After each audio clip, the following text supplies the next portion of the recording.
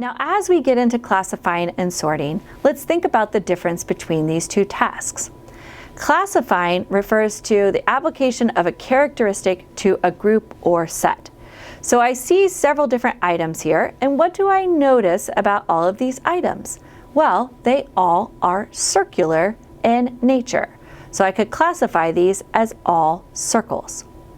But then when I get to sorting, which I gotta move out of the way here, sorting is arranging things into groups based on a common attribute. So maybe I look at these different objects and I sort the heavy objects apart from the light objects.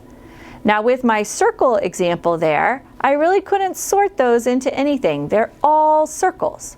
But here with my heavy objects and light objects, I am able to sort by a common attribute. I can sort all the heavy objects into one group and all the light objects into another group. Now when it comes to classifying and sorting, you are just going to do a lot of practice here. It's practice, practice, practice. And I imagine that most of you are already doing a lot of practice with classifying and with sorting. Practice opportunities are going to allow students to develop that fluency, that ease and accuracy with classifying and sorting. And you really want to give students some flexibility here. So you shouldn't always say, hey, we have this set of objects. Let's organize them as heavy objects and light objects. Are there other ways that we could sort that? Maybe we could sort them by color. Maybe we could sort them by shape. What are the other ways that students could brainstorm sorting those objects? So really getting students to classify objects on their own and sort on their own, I bet you'll see some creativity emerge from your students.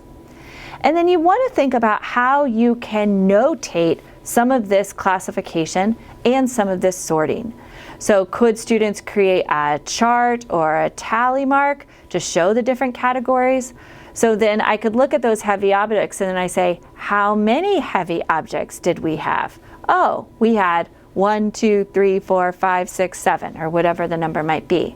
How many light objects did we have? Let's go ahead and draw that as tallies or draw that into our chart. So there's a lot of connections that you can make to those visuals and those abstract forms of mathematics as we often classify and sort.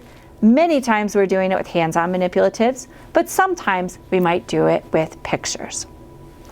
That brings us to activity 5, where you're going to describe some of the ways that you introduce and practice classifying and sorting.